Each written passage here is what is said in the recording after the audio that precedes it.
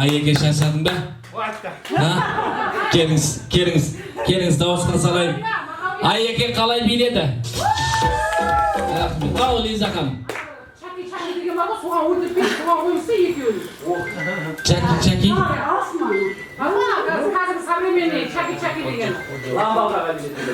Çaki. Былай. Елу жасқа толу оңай емес. Мына Айекең жақсы биледі негізі да. Гүлжан ханым одан да күшті билеп жатыр, көрдіңіз ба? Бірақ дегенменен Айеке жақсы билеп жатыр, просто Айекеңде бар ғой, мынандай деп шығып жатыр да.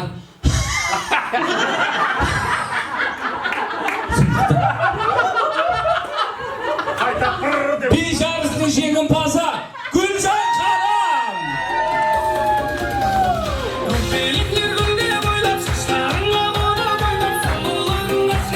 Молодец!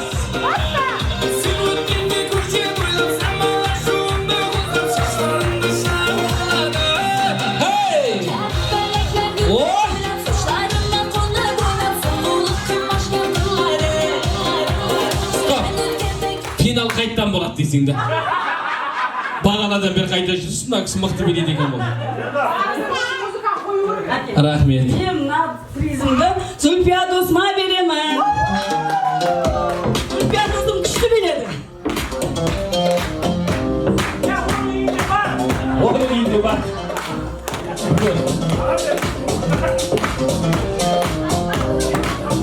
Рахмет, жалпы биге қатысқан барша аға әпкелер, рахмет. Бүгінгі той баршаңызға жұғысты болсын. Енді кішкене сіздердің көңілді көтерейік деп ойнатып жатқан ойынымыз. Ал енді сөйлемеген кісілер, ағалар, әпкелер болса, келіңіздер, тілек айтатын жандар болса. Барлығы сөйлеп болды ғой, да? Bir өлең бар бізде. Кім? Сөйлемеген кісілер келіңіздер. Ол кісі сөйледі ғой.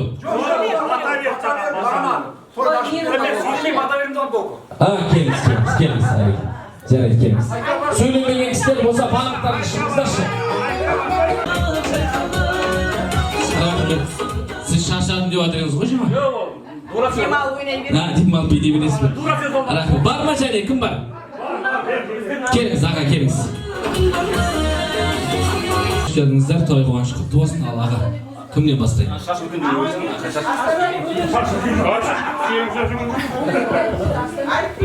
Ассалаумағалейкум. Ғашиқ салтының қыздар, жігіттері. Міне, бүгінгі 50 жас мерейтойларын құтты болсын бәріңе.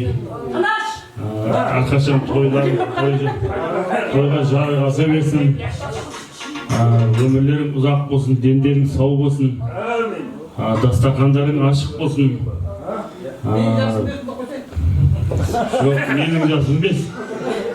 100-ге келіңдерсе бәрінде. Алланың берген өмірін жасай беріңдер.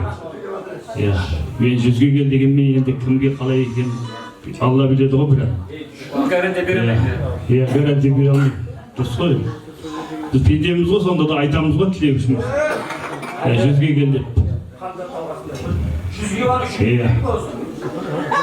Міне бала шағаларын, қызықтарын көріңдер әрқашан. Немере сүйіңдер, келін алыңдар дегендей. Бар жақсылықты тілеймін да бәріге. Жастарың ұзақ болып, өмірлерің мәнді сәнді болсын. Бақытты болыңдар, бақытты ғұмыр кешіңдер бәрінде. Өлең бар еді, қалып қойды деп отыр. Ассалаумағалейкум, кластастар. Бүгін қалай көңілдеріне шығып жатыр ма дұрыс? Не дейміз, мынау жасқа толып жатқан кластастар, жастарың құтты болсын. Аллаға шүкір етемін, мен ізін қуып кетсіңдер ғой. Қуаныштымын. Әйтеуір, менің көргенімді көрмеңдер деп айтайын. Не дейміз, қалған өмірді Алла берекелі құтты берсін. Өсіп жатқан қыздарымды әйтеуір бәле жарадан сақтасын әйтеуір. Істеріңе, табыстарыңа береке берсін. Осында жақсы күндерде кездесіп отырып еді. Бүгін көңіл өтіретін кейін ғой әйтеуір, әзілдесіп жатыр, қанша не жатыр, көңілдеріңе алмаңдар. Мен де қуып жатыр да негізінде. Аңғасамда бас қосқаннан кейін жіберіп алып көңіл көтеріп қойып жатыр ғой. Sizin ben ne? Ешкім көңілдерін алмаған. Көңілдерін алмаңдар да отқан ғой. Анда-санда бас қосамыз, көңіл көтеріп қарайықтан да. Не дейміз енді, сол жастан жеткен мынау адам қалаумен алмасын тойында боламай қалдым ғой. Алмас досыма бір ән айтып берем дегенім негізі да. Сол әнді бүгін ала қалса. Айтанба деген негізінде да. Айтанба дегенем негізінде. Сол өлең көшерге айтанба деген сәпсіз не қылама деп та. Соны айтам негізінде ала қалса.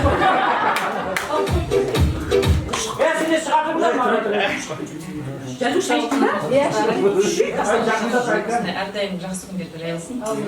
Осы жерде айтып жатқан жақсы тілектерге мен де қосыламын. Алла тіл көзден сақтасын барлығыңызды. Осылай ауызбіршілікті болып жүре беріңіздер бір-біріңізбен. Міне бүгін достар, 50 жастардың құтты болсын, жастарыңа жас қосыла берсін. Сол әр күніміз осындай жақсы күндермен өте берсін. Алдағы айтқан кісілердің тілектеріне қосылған періштенің құлағына шалып әумин дейсін. Бақытты болыңыздар, ақшаларыңыз көп болсын, ауырмаңыз. Рахмет. Тілектеріңіз қабыл болсын сіздердің де. Ya Zülfiya, akşam olmasın dediler. Başka olursun. Болды ма жайлы кім айтады, тілек айтатындар бар ма? Келіңіздер.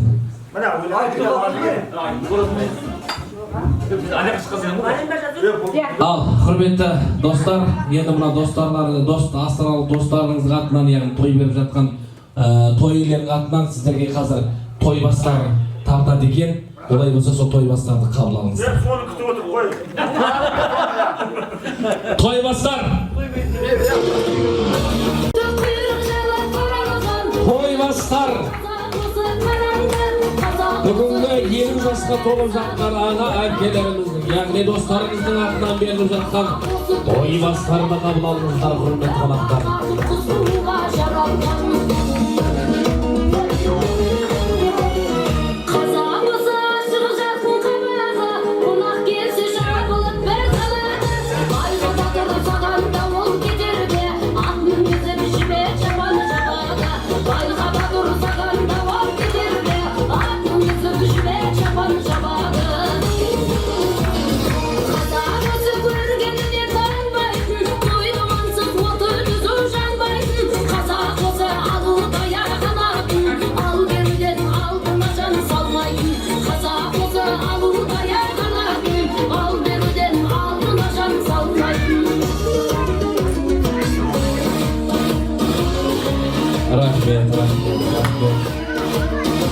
Ал, той бастарды қабыл алыңыздар.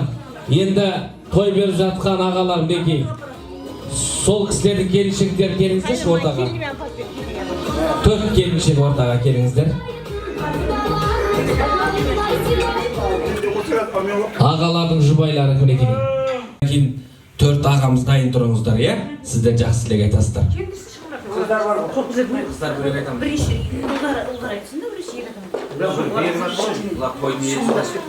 Жиналған қауым 76-лардың 50 жасы, әрине басталды, енді ортасы.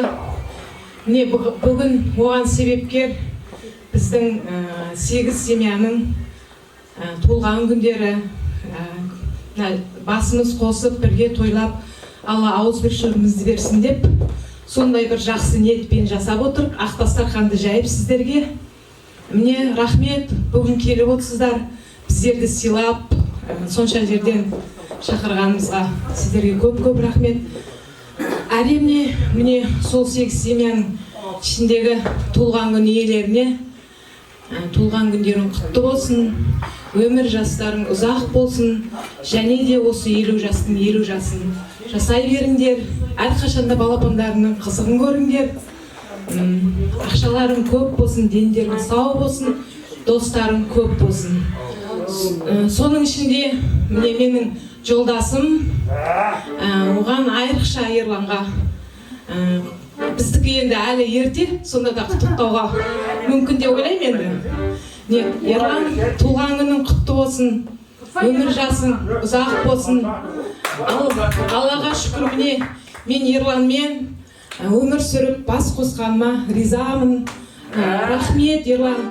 Ата-анамнан қандай еркелік көрсем, оны жалғастырып, міне осы уақытқа дейін Ерлан алақанына салып, әлпештеп, Ерлан өзі жұмсап, жақсын айт дейді ғой.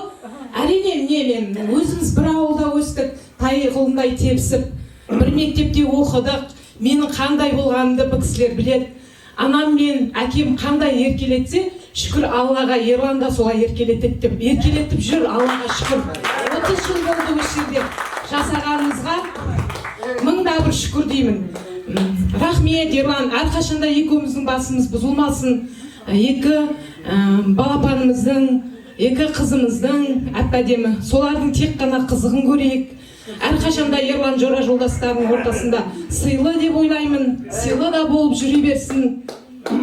Семьямызда әрқашан бақыт болсын, деніміз сау болсын. Сіздердің құттықтап келгендеріңізге мың алғыс.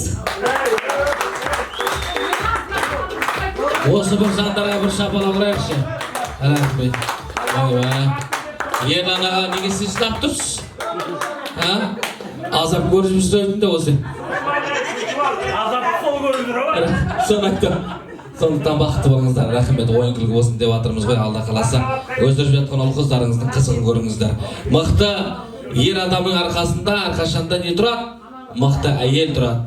Осы ағалардың неке жанында жүрген жұбайлары, осы кісілердің мықтылығынан бүгінгі той болып жатыр. Дұрыс па? Сондықтан сіздерге үлкен рахмет. Алла қаласа Құдай қосқан жарларыңызбен бақытты баянды ғұмыр кешіңіздер. Бір жаста қартайыңыздар Алла қаласа. Ал менің әпкем сөйлесін. Құрметті қонақтар, мынау Ақжырты совхозының 93-ші жыл мектептерге түлектердің бүгінгі 50 жас мерейтойлары құтты болсын, той қаласын, жүздеріне күлкі, отбасыларына аманды, дендеріне саулық, әрқашан жүздеріне күлкі кетпесін. Менің жақын жандарым, күліп атсын таңдарың, сәтті болсын күндерің, ашық болсын жолдарың, орындалсын ойлаған, мақсат тілек арманың, аман есен жүріңдер, қанасында аланың.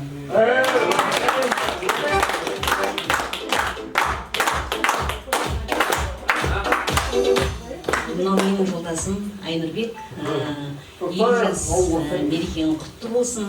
Деніңе саулық, басыңа байлық, отбасыңа амандық тілеймін. Әрқашан жүзіңе күлкі кетпесін.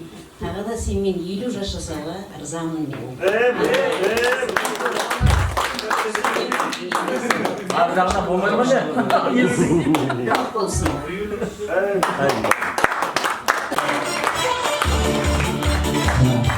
Рахмет. Айеге, әпкем айтқандай тілегі, әпкем тілегі қабыл болсын. Алла қаласа, бір жаста қартайыңыздар. 100-ге келіңіздер. Алла қаласа 100-ге келесіз. Менің апам, 3 мезгіл жем суыңды беріп отырса, 100 жасайсың Алла қаласа. Сондықтан бақытты болыңыздар. Балдардың қызығын көріңіздер. Рахмет! Бірден сабыр мақташы. Мен мақтамасам да ел жұрт біледі. Қайырлы кеш, құрметті қонақтар. Бұл осы 2026 жылы кірді, 76 жылы туылған азаматтар мен азаматшалар, ханымдар мен мырзалар 50 жасқа толды. Яғни осы жыл бойы 50 жастарымды тойлап, бұйырғанын тойлап жүрміз. Өте қуаныштымын. Мен бірінші Арыстанбектің тойынан бастадық. Сол жалғасын тауып, ауызбіршілікпен біз болып, сіз болып атқарып келе жатқан жайымыз бар. Міне енді кезек бізге осы Астанада тұратын 8 отбасы осылай ұйымдасып, тойдың болғаннан болатсы қызық дейді ғой. Әрине бізде біз жұмылып, жиналып, осындай ауызбіршіліктің арқасында міне кең дастарханды жайып, кең құшағымызды ашып, сендерді қарсы алып, бірге тойлау. Ағайын туыстың ортасында тойлау бір бөлек, жора жолдастың ортасында тойлау, ол орны ерекше бөлек. Яғни әзіліміз жарасқан, жаңа айтып жатыр қой, енді ренжімеңдер, әзіліміз, әрине әзіліміз жарасқан. Міне сондықтан бүгін өте керемет күн болды. Өте қуаныштымын. Ұзақтан алыс жақыннан сыйлап келген жора жолдастар, рахмет, үлкен рахметімді айтамын өзімнің атымнан. Жаңа осы Астанадағы 8 жиналған отбасының атынан ризашылығымызды білдіреміз. Келгендеріңе сыйлап, алтындай уақыттарыңды тауып, келгендеріңе өте алғысымды білдіремін. Міне мен енді өзі айтады ғой, өмірде адам екі нәрседен жаңылмау керек деп, иә. Біріншісі мамандық таңдаудан, екіншісі жар таңдаудан. Алланың ең бірінші Алланың көзін түзу, мен Алланың арқасында мен осы екі жолды таңдадым десем де болады. Мамандығыммен мақтанамын, мамандығым әрине мұғалім. Халықтың баласына білім беріп келе жатқанына 20 жыл болды. Және екінші таңдаған нем өмірде жолдасын таңдаудан жаңылмау керек дейді. Алланың қосқанымен әрине жолдасымен. Біздің Сабыр әлі 50 жасқа келген жоқ, жайыз айтқанда әлі ерте деп сонда да октябрьде толады Сабыр 50-ге. Ол кезде де Алланың бұйрығы болып тойлап жатармыз. Қат жақсы өмір болмайды дейді бір. Барлықтарын шын жүректен құттықтаймын. Алланың қалауымен болады барлығы. Ең бастысы деніміз сау болсын, басымыз аман болсын. Біз сізбен осындай көздеріміз жарқын, жүректеріміз жылы, әрдайым қауышып, міне көптен бері тілек айтып жатырмыз. Әр тойға жиналамыз, тілек айтамыз. Сол тілектердің бәрі қабыл болсын. Алла тағала тіл көзден сақтап, міне өстіп басымызды қосып, сіз болып, біз болып жүрейік. Барлықтарына қуаныштымын, өте ризамын. Осындай біздің қуанышымызды бөліп келіп отқандарыңа өте ризамыз, алғысымды білдіремін. Айтатын бұсақ сөз көп қой енді әрине. Бірақтан әр қайсындарыңыздың орындарыңыз бөлек, әр адамның өзінің орны бөлек дейді, әр адамның өзінің қадір қасиеті бар дейді. Сондықтан барлықтарыңызда үйлеріңізде үлкен тойлар болсын, қуаныштар болсын. Сол қызықты думанды бірге көруді Алла тағала нәсіп етсін. Тойларыңыз үйлеріңізде үлкен той болып, сол тойда қызметте жүрейік. Рахмет. Рахмет.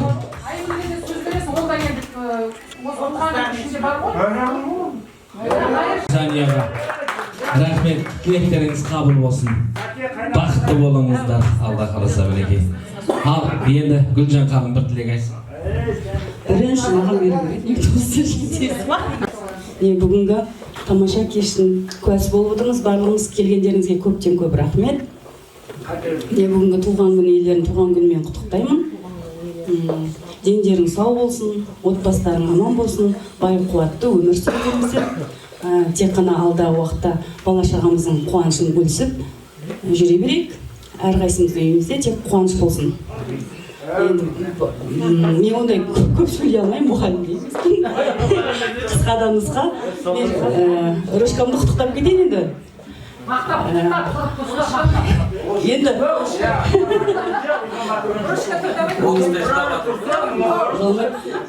Рөшкабай туған күні құтты болсын, дені сау болсын, ауырма, бір жастықта қартайайық. Осы қызымыздың қуанышын бірге көріп, осы басымыз аман, бауырымыз бүтін болып, бір дастарханда тойлай беруден Алла нәсіп етсін. Барлық тілектерге қосыламын, осы тілектер Алланың құлағына шалынып, шалмай берсін ал. Әумин деп қойыңыздар.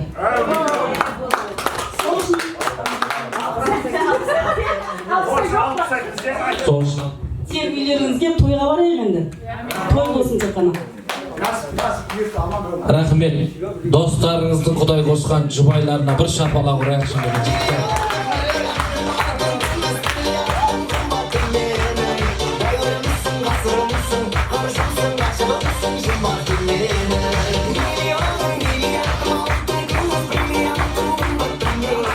Молодец, рахмет. Алла разы болсын, бақытты болыңыздар. Бір жаста қартайыңыздар шынында да. Бүгінгі айтқан тілектердің барлығы қабыл болсын. Достықтарыңыз ажырамасын ешқашанда. Рахмет. Енді туған күн иелері келіңіздер, 4 аға, 4 әпке, 4 қыз. Туған күн иелеріне бір шапалақ қошемет бар ма, достар? Келіңіздер. Енді бір осы кісілер бір жақсы тілек айтсын. Ал, кімнен бастайын? Қыздардан бастайық, қыздардан бастайық, келіңіздер. Құрметті достар, бауырлар, кластастар, мінекей қош келдіңдер. Келгендеріңе ризамыз. Осындай жасқа жете беріңдер, жетпегендерің аман есен осы мүшелден шыққанымызға қуанып, мінекей 50 жасымызды аман есен жеткенімізге тойлап жатырмыз. Барлығымызға жұқпағандарға жұғысты болсын, сол жасқа аман есен жетсін, жетпегенде бар бұл жасқа. Алла қалап барлығыңыз сол жасқа жетіңіздер. 50-ден асып 90-ға келіп, 90-дан 100-ге жетіңдер. 100-ге тойлағанымызда шөбеден немерелеріміз қолымыздан жетектеп келсін. Бәріміз соған атсалысайық, сол жасқа жетуге. Аман есен Алланың берген жасын жасайық. Деніміз сау болсын, отбасымызда осындай той болсын. Тек қуаныштан қуанышқа жете берейік. Сол жүздеріңізден күлкі кетпесін. Айтарым, жаңа қызмет қылып жүрген келіншектерге, осы жерде ұйымдастырып жатқан рахмет сіздерге. Алланың нұры жаусын, қызметтерің Алладан қайтсын. Қыздар, жігіттер, сіздерге де туған күндеріңіз құтты болсын, өмірлеріңіз ұзақ болсын, отбасыларыңызда тек немере шөберелер шулап жүре берсін. Өздеріңізде балдарыңыз адал болсын, өздеріңізге, сіздерге адал қызмет етсін. Тек тойда жүздесе берейік. Біз сияқты ата әже болып сіздерді жүре беріңіздер. Амай келдіге ма? Екі жылда не болады? Сол кезде айтамыз ғой, құттықтаймыз.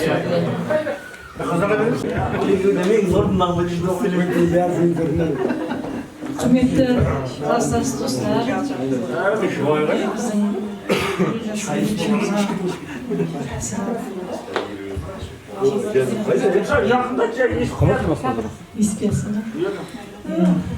сол туған күн болғансыздар, сіздің де туған күніңіз құтты болсын.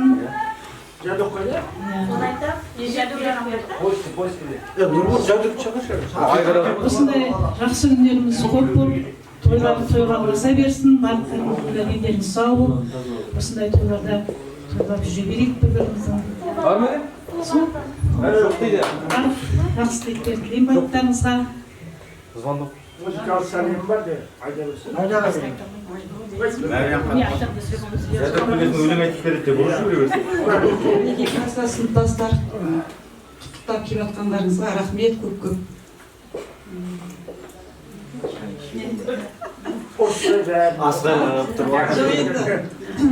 Шайын ба бар? Негелері туған күндеріңіз құтты болсын, дендеріңіз сау болсын, өмір жастар ұзақ болсын. Әлемдегі бәрі жақсылықтың бәрін тілеймін. Мына келіншектерге рахмет, қызмет қылып жүрген классын. Сол. Қысқа нұсқа сөйлейміз. Барлықтарыңызды туған күндеріңізбен, барлықтарыңыз 50-ге толдыңыздар ғой биыл. Шеголымыз ғой ішінде. Паспорт бойынша ең үлкен, бірақ шынында ең кішкентай мен боламын. 2 жылдан кейін туған күнім. Толған күндеріңізбен барлықтарыңызды, тек бүгіндер емес, барлықтарыңыз тойларыңызды өткіздіңіздер. Сол, сіздерге тағы бір 50 жас тілеп отыр ғой. Алланың берген жасын жасаңыздар, соны әдемі қылып жасайық та, көркем болып, қолдан келгенше. Осылай дастарханымыз мол болсын, кең болсын, достарымыз осы ауызбіршілігіміз еш арылмасын. Сіздермен мектептің орта жолында келіп қосылғанмен, басқа класстастарымнан гөрі сендерді жаныма жақын тұтамын. Әрдайым сендермен бірге тойлайын, басқалар андасында бір қосылсақ, сіздердің тойларыңыздан ешқайсынан қалған емес, біз қалмауға тырысамыз. Қолдан келгенше. Сол келгендеріңіз үшін, ұйымдастырып жатқан жігіттер үшін бәріне үлкен алғыс. Біздер алыстан келдік қой, сәл Петропавл осы жерде отырғандар ең алысынан келіп отырған біздер. Мына жерде жай қосылғанымыз болмаса, бүгін бір нана келген болмаса, атсалысқан жоқпын. Осы ұйымдастырып жүрген қыз келіншектерге, жігіттерге үлкен рахмет. Жігіттердің де ішінде жай жүргендер бар. Негізі қыздар ғой ұйымдастырып жатқан келіншектерге, сіздерге үлкен рахмет. Той керемет болады ма, дастархандарыңызға көңіліңіз тойынды ма? Мен өзім көңілім толып отыр, ұйымдастырған. Барлықтарыңызға да осындай жұбайларыңыз ондай болса, осындай тоқал берсін деп тілеймін енді дендеріңіз сау болсын, самый главный. Шаңырақтарыңыз бақытқа, шаттыққа, күлкіге тола болсын. Денсаулық мықты болу керек қой, самый главный. Бәрі ұрып тұра берсінші.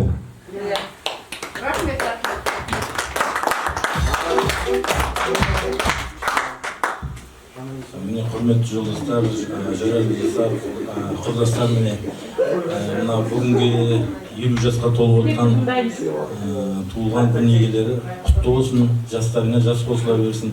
Осы 50 жастарыңа тағы 50 жас қосылсын. 100-ге жетіңдер, әрқашан бала шағаларының рахатын көріп, жақсы нелерден көріне беріңдер жоғарыдан. Мынау келген жора жолдастарымыз, құрдастар бәріңізге рахмет, келіп атқандарыңызға, қалымдарыңызға нұр жаусын. Әрқашан сіздердің де үйлеріңізде осындай жақсы күндерге барайық, жақсы күндерде бас қосайық. Не дейміз, сіздерге үлкен рахмет. Мына жерде ұйымдастырған қыздарымызға бәріне үлкен рахмет. Молодец бәрі. Жақсы болды. Басқа не дейміз? Әрқашан аман сау.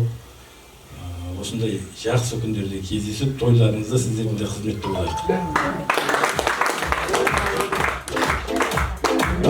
Құрметті қонақтар, мына бірнеше алыстан келген бүгінгі біздің тойымызға ортақтасып, қуанышымызды бөлісіп келген сонау алыстан ат арылтып, Теміртау қаласынан Қарағанды қаласына келіп отқан жолдастарыма, жораларыма, достарыма ризашылығымды, алғысымды білдіргім келеді бірнеше.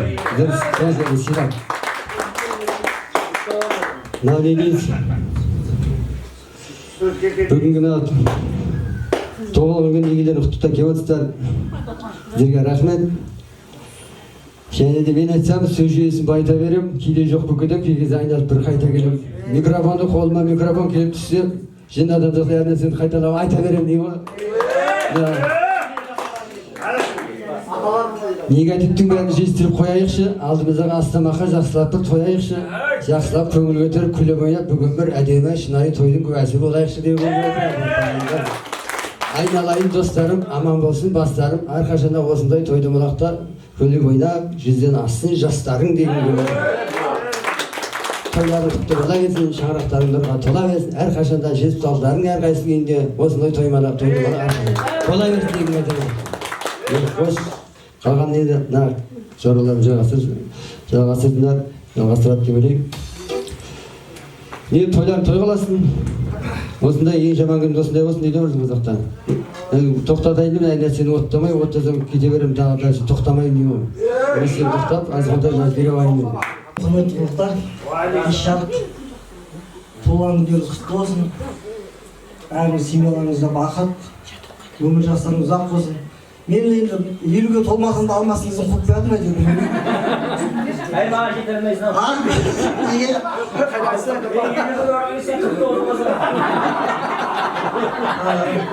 Жадырасын айтып еді, мұқиш деп оқып кеттіңіздер бергенде. Жете алмайсың. Туған күндеріңіз құтты болсын. Теміртау деген қонақтар бізге жауап бергендеріңе үлкен рахмет. Үйлеріңізде сіздердің үйлеріңізде осындай той болсын.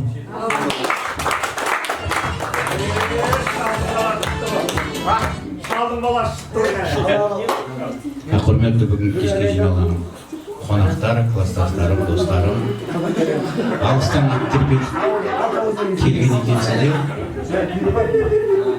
Қадамдарың әрдайым нұр жаусын. Сыйлап келгендерің үшін рахмет. Мынау қысқа ғана ғұмырда күліп ойнап өмір сүргенге не жетсін. Екіншіден мына кластастарымның туылған күндеріне құттықтап өтсем, барлықтарының туылған күндерің құтты болсын.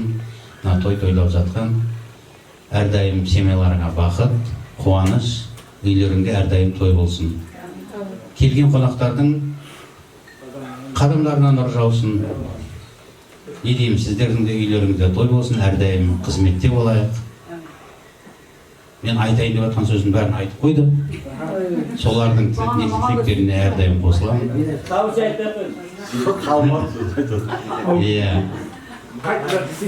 Дендерің сау болсын. Ең бірінші ден саулық қой. Дендерің әрдайым сау болсын. Ассалаумағалейкум, осы айтқан кісілердің сөзіне қосыламын.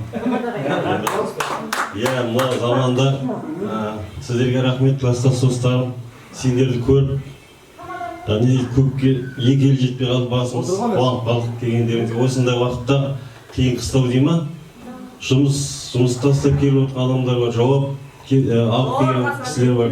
Барлықтарыңызға рахмет. Ешіне автобусын сап келді ғой. Рахмет барлықтарыңызға. 40-тың бірі Қыдыр, мыңның бір уәли дейді ғой. Біздерге сол қыдыр болып келген іштерінде кісі бар шығар. Қыдыр келген жерге бақ береке келеді. Біздерге берекелі болып келген шығарсыздар біреулеріңіз іште да. Барлықтарыңызға рахмет. Әрқашан тойларда бас қосайық осындай. Не дейміз тағы? Мына жораларыма істеп жатқан рахмет барлықтарыңызға. Алланың нұры жаусын. Туылған күндеріңіз құтты болсын барлықтарыңыздың. Әрқашан осындай достар, кластастар болып, жақсы күндерде бастарымыз қосыла берсін.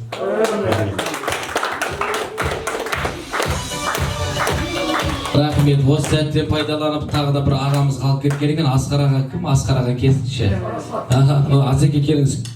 Сіз күйеу екенсіз ғой осы? 76 аға. Аға, сіз де бір жақсы тілек айтыңыз енді. Күшті сүйсет екенсіз көрдік. Ассалаумағалейкум кешірі. Тойға жиылған қауым, 76-лар, 50 жастарыңмен құттықтаймын.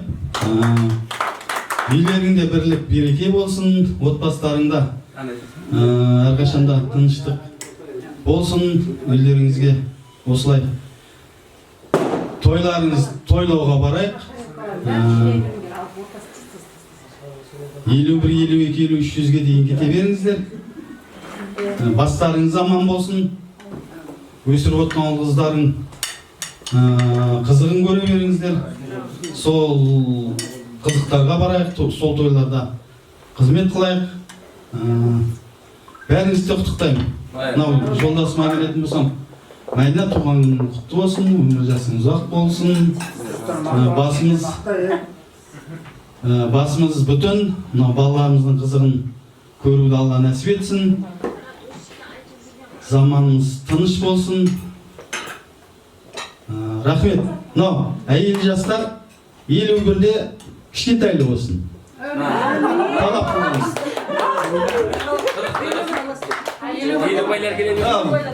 Енді 50 жас бәрін құттықтап жатырмын ғой. Жігіттер, міне 50 жастарың құтты болсын. Осыны ұйымдастырып бір күнде өткізгендеріңе өзі басым қуаныштымын. Теміртауға шаба-шап болып кетті ғой бәйдігенше. Қайта барып. Мына азар шеккен екен, Жоқ, мен өзім барған емес. Сол, жақсылықта кездесейін. Рахмет аға, айтқан тілектеріңіз қабыл болсын. Ал, дендеріңіз сау болсын. Мына екі жақсылардың айтқан тілектерінің барлығы қабыл болсын. Жаңа айтады ғой, 40-ның бірі қыдыр, 1000-ның бірі уәли дейді. Алла қаласа, осы кісілердің барлығының тілегі қабыл болып, Құдай қосқан жарларыңмен бірге балдарыңыздың немере көруді Аллах Тағалам сіздерге нәсіп етсін. Үлкен аталардың, апалардың жолын берсін. Рахмет. Ел ағасы болып жатсыздар. Үлкен абырой, үлкен жаңағы сіздерге артып атқан міндет. Сондықтан іздеріңізден жастар келе жатыр, іздеріңізден інілеріңіз келе жатыр. Сіздерге қарап бой түзесін. Сол бауырларыңыз. Рахмет. Бақытты болыңыздар. Енді аға бір ән айтайын дейді. Мына кісі тойдың басында бір ән айтамын деп еді. Бұл кісі енді керемет ән дайындап берген екен. Осы кісінің бір әнін тыңдайықшы ағам. Билеп тұрып айтады. Бұл кісі енді жаңа өлең шығарып жатыр ғой. Өзі шығарып жатыр ма бұл кісі? Өзі шығарып жатыр ғой. Керемет сөз таптауыңыз өте жақсы, жүректен шығып жатқан сөзіңіз. Фотоға түсірсіздер ма? Тұр. Иә? Сондықтан бір ағамыздың да бір әнін көрейікші. Өлең шығарғанын көрдік. Сөз тапсау өте керемет екен. Ән айтқанын тыңдайық. Мынау жаңағы алыстағы қонақтардың қонақ кәдесін тыңдап, әндерін тыңдап алдық. Енді бізде енді 6 ауылдың 6 ауыз дейді ғой біздің қазақта. Сол жақта ауылымызға келіп қонақ болып келгеннен кейін енді бір әнімізді сыйламасақ бізде болмайтын шығар деп отырмын. Бұл енді бір ортағаз билейді әніміз, әдемі қылып, қол шапалақтап тұрып жақсы бір көңіл күймен тыңдайтын ән және. Ал маэстро жібер.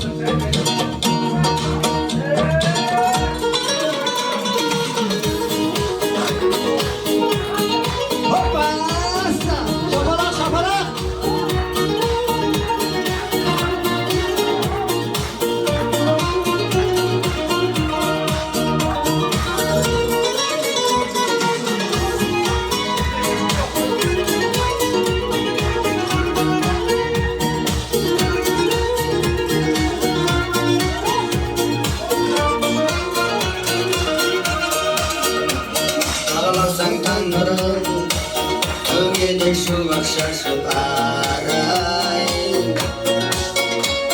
Отанасы көңілің Қуанды мәңге қосып талай Талай солай Уақыт сулап барардай қалай Өзгермеген сонда да адалдар ай Шағыным деп іздейтін сағынатын Ең жақсы адамдар ай Дәстүрінің жерінің ажарың ай Айдай әсем ақ жарқын ажарың ай Арқамасын той-думан базарында Ақ көңіл қазағым ай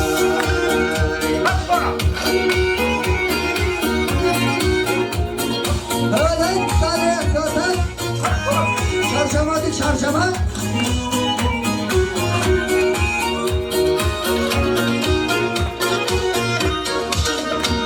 Şergesi piyelim Kalay şamaqtanbayım kalay Şerigimde meyerim Ağır dep soqqandayım talay Talay solay Vaqt sulap baraday qalay Özgermeydim sonda da adamlar ay Şağırım dep іздейтін сағынатын Ең жақсы адамдар ай Дәстүрінің жерінің ғажабың ай Айдай әсем ақ жарқын ажарың ай Арқамасын той-думан базарында Ақ көңіл қазағым ай Арқамасын той-думан базарында Ақ көңіл қазағым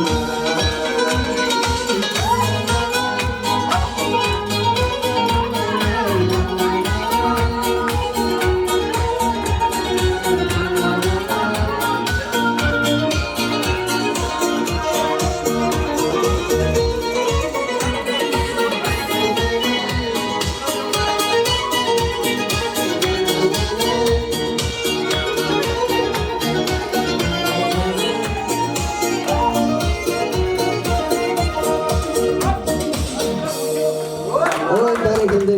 Жақсы. Ой, тамаша. Ағамыз сер екен ғой, я? Өте керемет ән. Анан әнші екен. Бір сөзбен айтқанда, асабалардың арланы, әншілердің тарланы болған. Талай қатының арманы болған сермен екен ғой.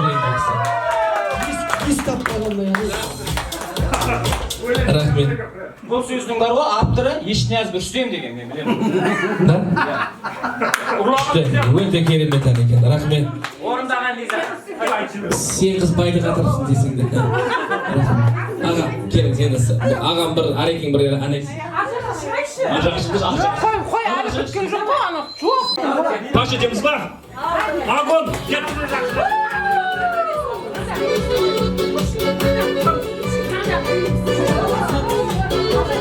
Кәне деген? Бірге.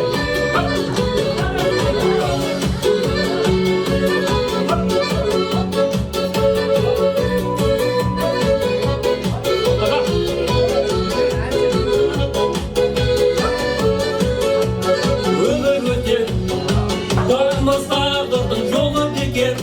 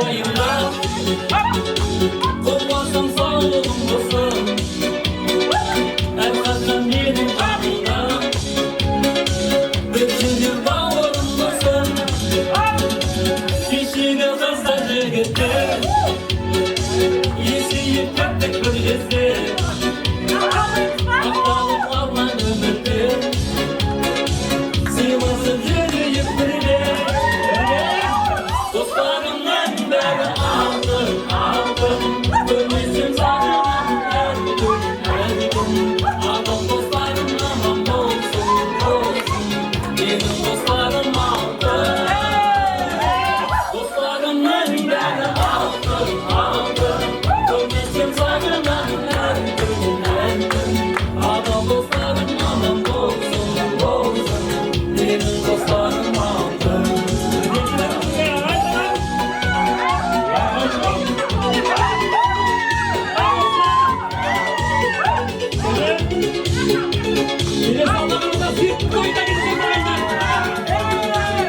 Рахмет!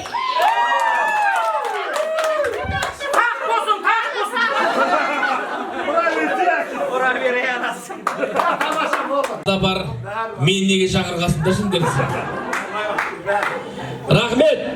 Елуге толған аға әпкелеріміз жасасын дегендер болса бір қаттырақ шапалақ соға. Рахмет! Кет қалмақ енді барлықтарыңыз отырыңыздар. Бүгінгі той иелеріне арналған тәтті тағам торт бар екен. Соны қазір сіздерге тартып өтеміз, қабыл алыңыздар.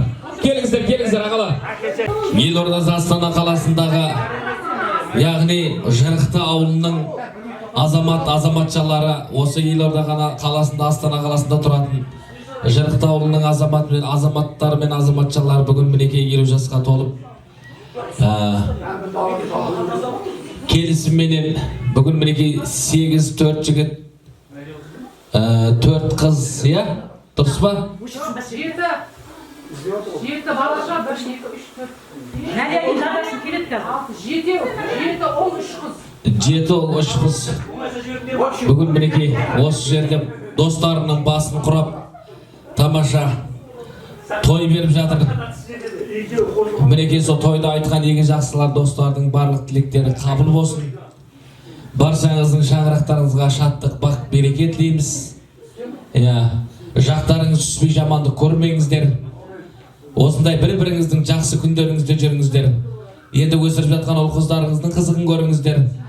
Ұлдарыңызды, қыздарыңызды қияға қондыруды Аллах тағала нәсіп етті. Сол қуанышта осы отырған 4 көздеріңіз түгел болып, сол жақсылыққа жиналуды Аллах тағала сіздерге нәсіп етсін. Қияметке дейін дос болуды Аллахым сіздерге нәсіп етсін. Алла ауызбіршіліктеріңізден айырмасын. Ал арнайы тәтті тағам торт бүгінгі мерейлі 50 жасқа толып жатқан ағалар әпкелердің құрметіне, яғни Жырықты ауылының жігіт қыздарына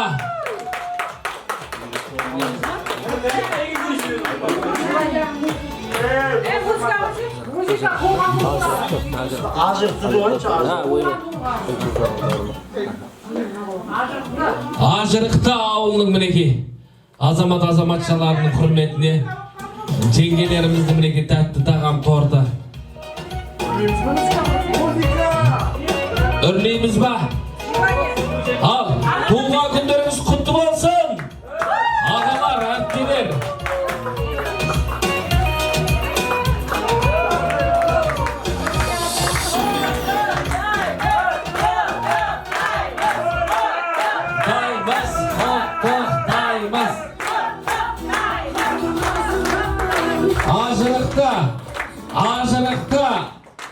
Жырықты ауылының ұл қыздарының бәрі мақты деген осы жерде мінекей.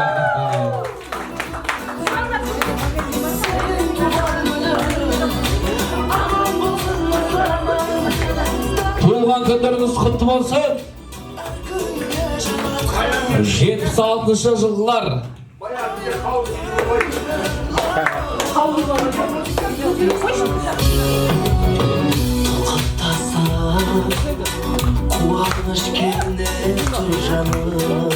Dostlarınız мәңгі болсын.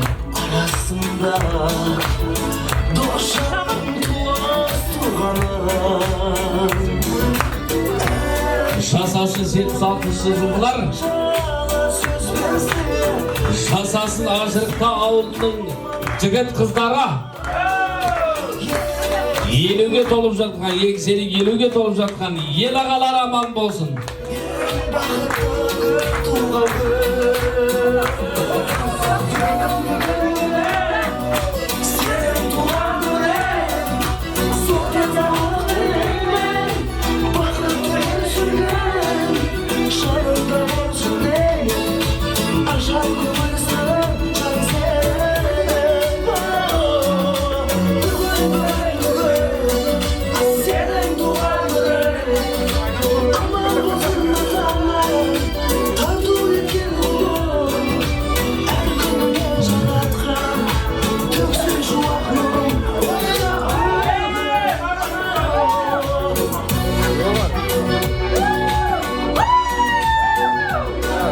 Туған күндері құтты болсын.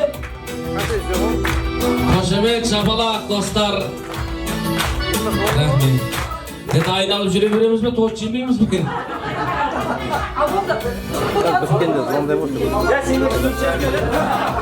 Ал, ауыз дейіңіздер, ағалар. Фотоға түсіп алыңыздар. Тек туған күн иелері тұрсын.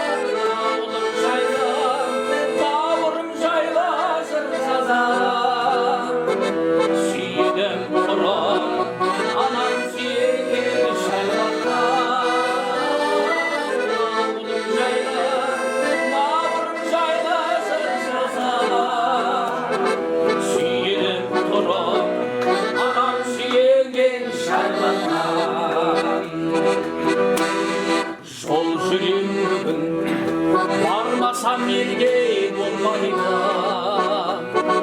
танысам да шам терең елге барайды ит жақындарым артанып кеткен екенбізге көздіргендерден азайып қапқан солайден ауылға барам бәріне осы ел жақтан аңқылдай долар қарамай долар бар бауырым жайлы жыр жазам сүйдім тұрым анам сүйеген шарбақта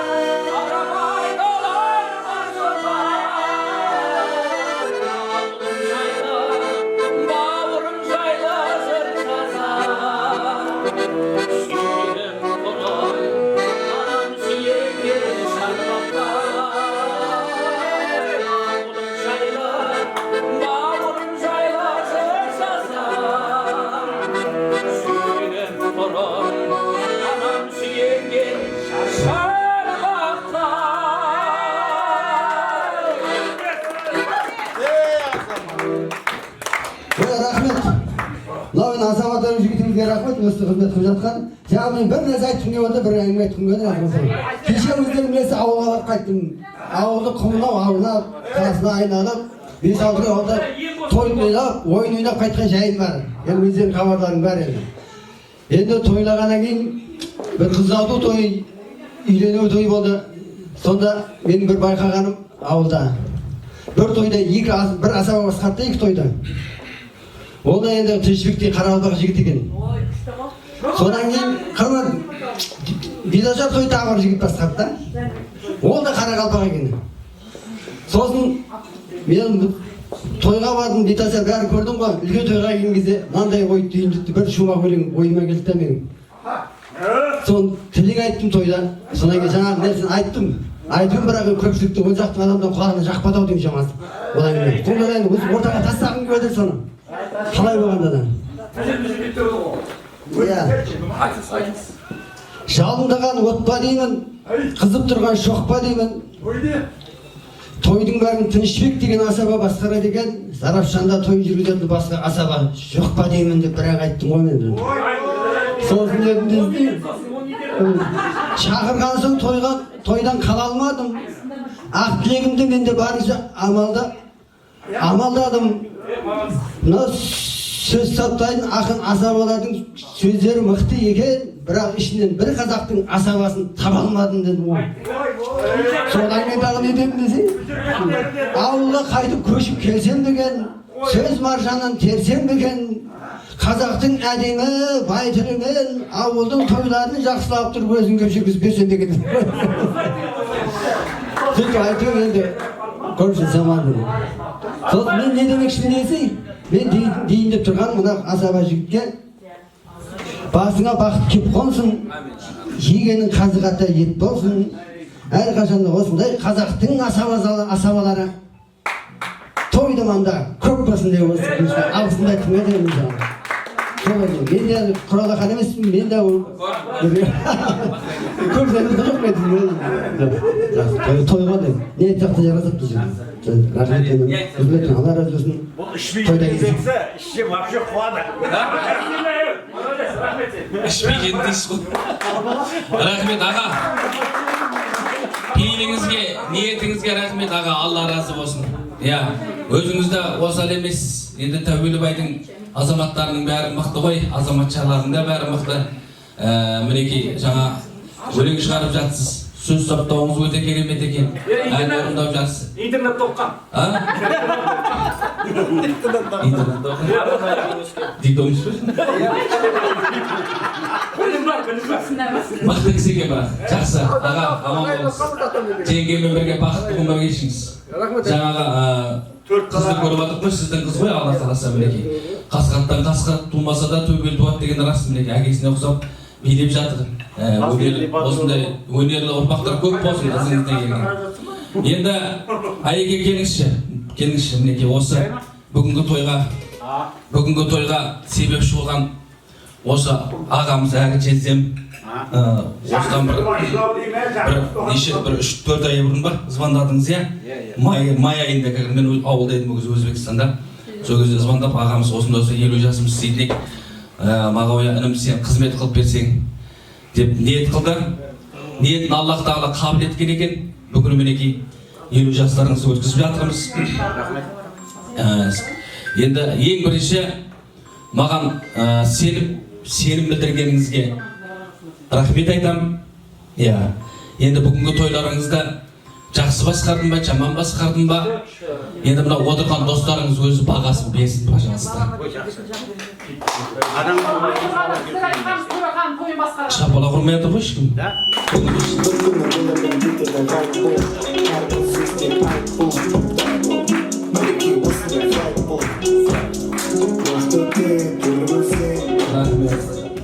Енді қошемет ұрып жатыр. Соған қарағанда тойыңызда жаман басқармаппын, Айеке. Енді Айеке ақшамды қайтайын. Жақсы аға, аман болыңыздар. Тойларыңыз тойға ұлассын. Бақытты болыңыздар. Алла қаласа 5 сентябрь күні Секеңнің шаңырағында кездесуді Аллах тағала баршаңызға нәсіп етсін. Елі ача шаққан жоқ? Estafeta енді болады ғой жағында. Estafeta берген жоқ қай. Соңында бересіздер ма? Білмеймін, эстафеталарыңызды білмеймін, маған айтып қойған. Той басқарасыз. Елу деген шарды алмаппын. Кешірім сұраймын, маңайда Исмаил кешірім сұраймын. Әлі біз класстастар шақырғанды Қамадан шақырып қойма деп жатыр олар. Қамадан қашан, Айекең бірге айтып қойған ол кісі. Рахмет. Қамада бір өзің баратын тұрсың ғой тойға. Алла жазса. Ән айтпайтын болдым ғой, өздеріңіз айтады екенсіздер ғой. Лиза бар, сіз бар. Жаңағы Арекең бар, Алла қаласа. Өте керемет жандар екенсіздер, өте өнерлі жандар екенсіздер. Алла іздеріңізден саналы салиқалы ұрпақтар ере берсін. Солардың қызығын көріңіздер. Мынау ойын күлкілеріңіз ешқашан тарқамасын. Осындай бір-біріңіздің жақсылықтарында жүріңіздер. Ең басты ауырмаңыздар. Алла кәсіптеріңізге береке берсін. Көп ұзамай Секеңнің 50 жасында осы отырған барлықтарыңыздың төрт көздеріңіз түгел бол. Сол тойда қауышуды Аллах тағала баршаңызға нәсіп етсін. Той қыласын. Енді мен аға, өзіңіз келіңіз енді айтыңыз Сәке.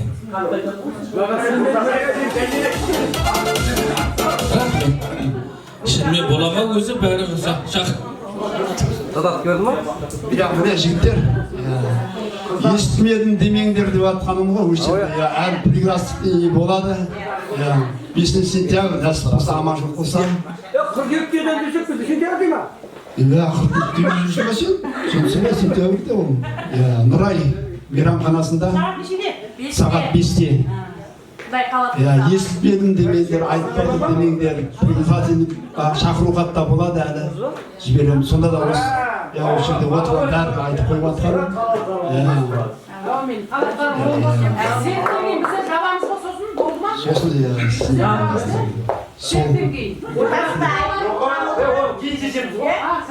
Ал, Сәкеңнің шаңырағында қауышуды Аллах тағала нәсіп етсін. Ажырықты елінің 76-шы жылғы аға әпкелер. Сол тойды қауышуды Аллах тағала сіздерге нәсіп етсін. 76-шы жылғылар, сіздер менің барымсыздар. Сіздер менің жанымсыздар. Сіздер менің төрт бала шағам асырып отқан нанымсыздар.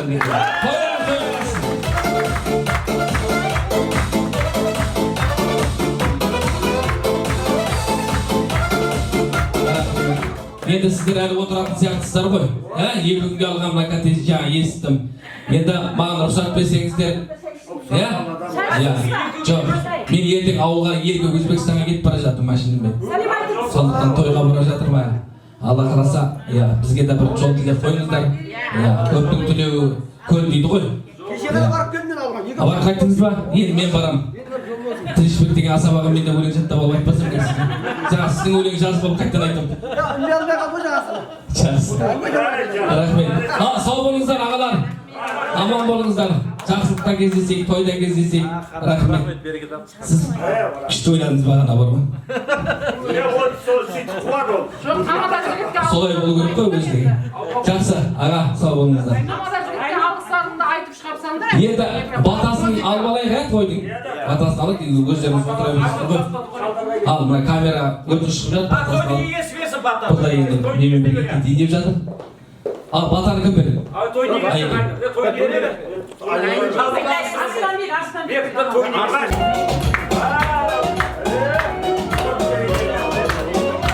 Ал, Сәке, бүгінгі той жұғысты болсын сізге де Алла қаласа.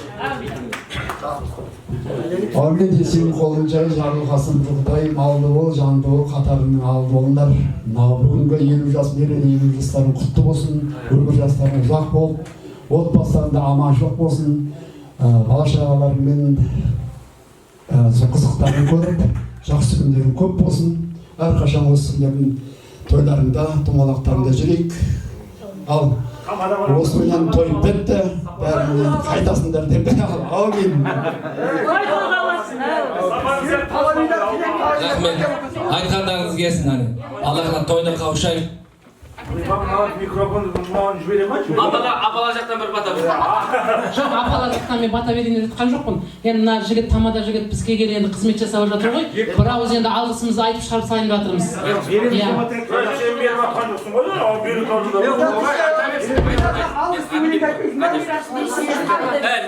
дұрыс қылдың маған.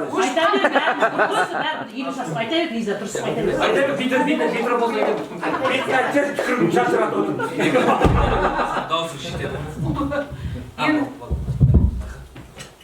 Бұл кісі енді бұл кісіні бірінші мәрте біз Төреханның үйінде тойда көрдік. 50 жасында.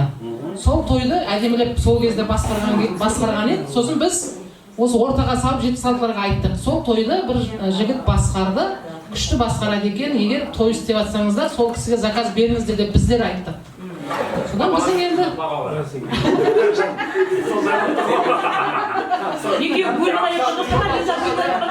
бөліп алмаймын.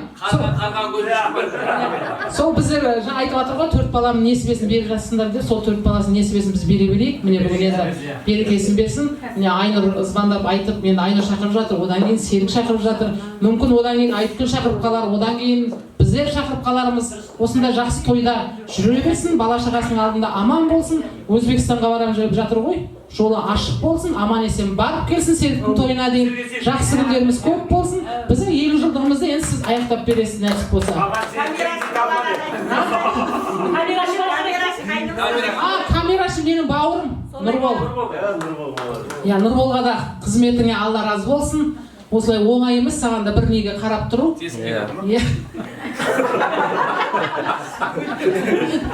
Біздің 30 жылдығымызда осы Нұрбол бауырым түсіріп берген болу керек негізі. Біздермен бірге жақсы күндерімізді тойлап жүрсің ғой. Осы жақсы күндеріміз сендерге де бұйыра берсін. Өсіріп отырған ұл-қыздарының қызығын көре беріңдер, отбасыларында амандық бола берсін. Енді Серіктің тойында да кездесеміз ба Нұрболмен? Нәсіп болса, Нұрболдың тойында кездеспесек, нәсіп болса біз 50 жылдықтың несін бізде тошқысын қояйын деп тұрмыз. Нұрбол, осы бастан айтып қояйын, декабрьдің 12-сі күнге саған заказ сол, бізге барып түсіріп бересің. Баннешіге шыға бер, декабрьдің 12-сіне осы 76-лар шақырып, жауап алып, біздердің 50 жасымыз түсіріп бересің. 50 плюс 50 біздер, 100 біз. Лиза, жарты ақшасын беріп қоймайсыз ба, процент? Беріп қоям жатадықке. Бермейді сол кезде. Асаба бауырым, қызметің Алла разы болсын. Жол түсімен Өзбекстанға барам деп отырсың ғой. Сол Өзбекстанға барғанда менің жолымды берсін. Көңілің тас, айтам ғой, көңілің тасып тұрсын. Өзің пейілдерің салаға ашып тұрсын. Сен былай шекарадан өткен кезде шекараның екі жақтында шекарасы сізге әрқашан ашық тұрсын деген. Жолың болсын, қыдырата жолдасың болсын. Олғардың селеметтің деймін. Мен де дегіз мықты сап адаммын. Мен де атқан бірақ мына балдар өздерші менсізбе түрін өлшемесін. Сенесі мықты қылам ойынлар ма?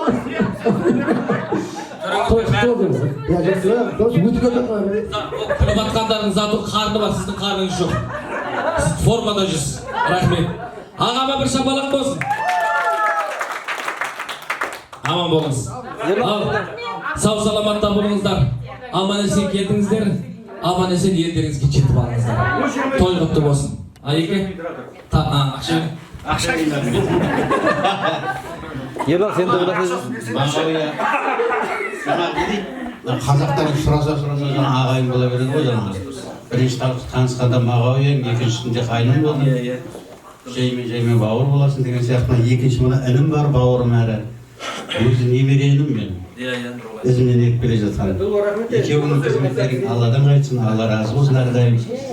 Табыстарың жемісті болсын. Мынау қызмет қылғандарыңа өте үлкен алғыс білдіреміз мына көпшіліктің атынан деп сөйлесем болатын шығар енді. Өзім разымын. Рахмет. Жолдарың ашық болсын әрдайым.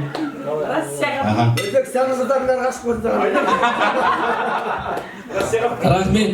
Ал, тойларыңыз той қыласын. Алла достықтарыңызды ажыратпасын. Тіл көзден аман болыңыздар. Тапқандарыңыз, түйғандарыңыздың барлығы тек қана тойға шашылсын. Айтамын сол.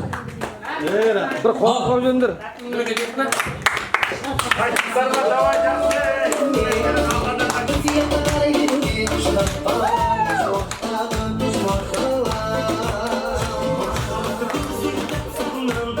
Thank you.